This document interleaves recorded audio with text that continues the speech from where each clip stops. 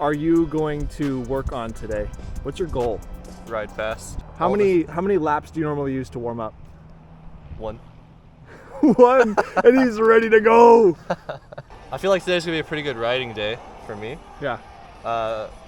Based on my early runs, I feel like my ability to put the bike exactly where I want it is It's there. very able today. In touch, in that regard. So that's usually a good sign if I can put my bike where I want it to. That makes life a whole lot easier. So I think there's a lesson in setting up your bike that carries over from motor racing, where there's a lot of variables you can change on your car and on your bike to make it feel the way you want. And a lot of people like the idea of chasing the setup to extract the maximum performance from their vehicle. But you can take like just the worst, like most default untuned setup on a car or a bike and put a pro racer on it, and they'll probably ride within like 90-95% of their maximum time, and the remaining few percent is truly left up to the setup. But they're going to be way faster than you. And so I think maybe a reasonable strategy to approach like a new bike with new suspension is to spend a reasonable amount of time at the beginning, give it your best effort to get a reasonable setup out of it, and then leave it alone for like, I don't know, 5 or 10 rides and really get used to it. Because there's all these like nuances that your brain will get tuned to, but if you're always changing it, then your brain doesn't have a baseline really to compare it to. It's different every time. Right. So forget about chasing the setup. Just get it to where it's rideable and enjoyable, and let your brain make that connection with the bike, be able to feel all the fine details, all the nuances, and then start changing stuff. Daniel, that last run was pinned. Yeah, feeling really good, feeling confident, good energy today. I was saying earlier off camera, I'm trying to be cognizant because last time I was feeling really good. I stinted a little too hard, got myself in trouble, a little bit of a spill. So trying to make sure I don't do that, but we're good so far. Real quick, this bike versus the Enduro you have coming your way, what things are you looking forward to being different on the new bike versus this bike? What should people know about? Just to start with the distinction, this is a trail bike. So the Enduro bike's gonna have more travel in the suspension, so more fork travel, more shock travel. The head tube angles can be slacker, so envision the fork in the wheel being further out in front of you, which is going to give you a longer bike. It's going to be more stable on like high speed stuff, so that I'm very much looking forward to. It's also going to have 29er wheels, so this diameter of these is approximately 27.5 inches. Use your imagination on what a 29er is. That's 29 centimeters. Yeah, no, inches. Those are gonna let you like roll over chunky stuff a little bit smoother. It's gonna smooth out, variations in the trail, and make you go faster. Yeah. So more suspension in the front and the back. What about type of suspension? Is there anything different? Yeah, it's gonna be more. It's gonna have a additional adjustment parameters, I guess. Okay, so you're like taking it up a level in performance. Yeah. For fine tuning. Yeah, it's going to be more tunable, and it should just perform better overall. Yeah. Well. Sounds like a World Cup. Daniel, heat up those rotors, bro.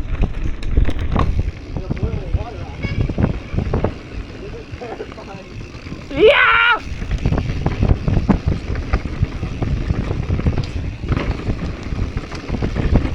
Oh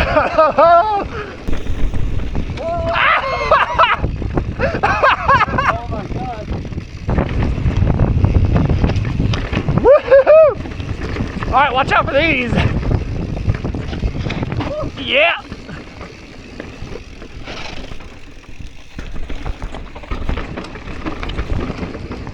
So Daniel, you just had one of your first runs in a relatively rainy downhill situation. What was it like? I can see the mud and rain on your bike. Yeah, yeah, that was my first downhill run in the rain, and it was a blast. A little bit sketchier than I was expecting. Rocks were pretty slippery. Lost the front slightly, but kept it upright. So my brakes are super noisy. The rear rotor is, not only does it squeal, but it starts like vibrating. You can feel in the bars? Yeah, it's like a pretty aggressive, resonance. I've never felt that before. I don't know if there's something wrong with it, or if that's a normal wet brake thing or not. But yeah, held in there. The rain on my goggles didn't bother me as much as I was expecting. Just kind of looked past it and didn't even think about it. It's a little chilly at the top of the lift, but warm now, so all good. You underestimate me.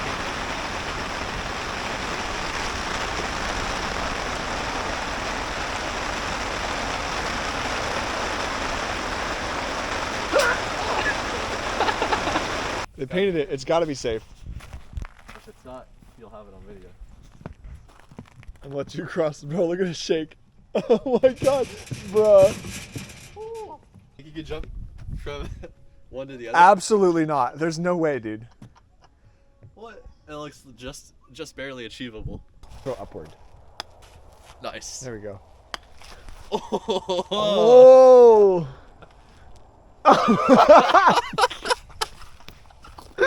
Oh my god. Good technique. There you go. There it is.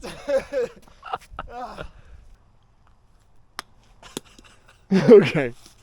Okay, we're done. All right, so we got a big puddle here.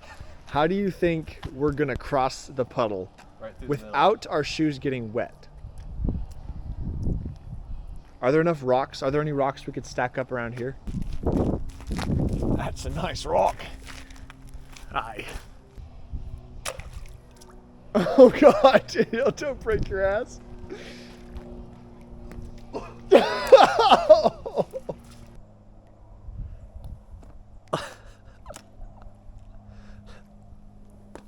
Oh, twisted ankle. Beautiful. How'd you get out of here? Like that? Yeah. A little bit. The light has to hit it right in there. Oh. Throw it as high as you can, get it to stick in there.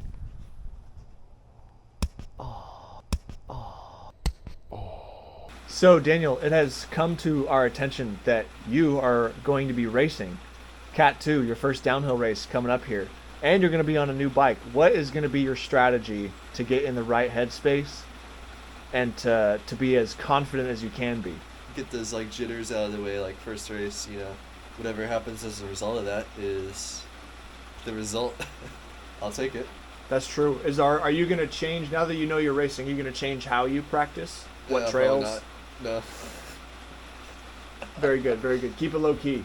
Yeah, like the goal I have when I set out to like ride before I make the decision to race versus after the decision to race is the same. I want to be able to go down as fast as I can while being safe and controlled, and I think all the elements that make you fast apply to both racing and non-racing circumstances. You think that enduro bike's going to unlock just a little bit extra? Yeah, I think the confidence is going to help a lot. Expecting the bike to give me more confidence, feel more stable, be able to roll over stuff a little bit quicker. So I think that'll open up the door for me to push a little harder. And being a new bike, it's going to have that factory suspension on it, right? So you got high speed, low speed, rebound, and compression to get adjusted and tuned in. Yes. What is your strategy for getting that set up so close to starting a race? Yeah, I think I might try to go like one full day of runs without touching anything. Like figure out what the like stock settings are for my weight, and just leave it all there. Get to know the bike, and then on another day while I'm not tired, do a few runs and then start changing stuff. So on the second day of riding, I think I might start doing changes. On your existing bike, are you currently deviated from the stock settings? Yes.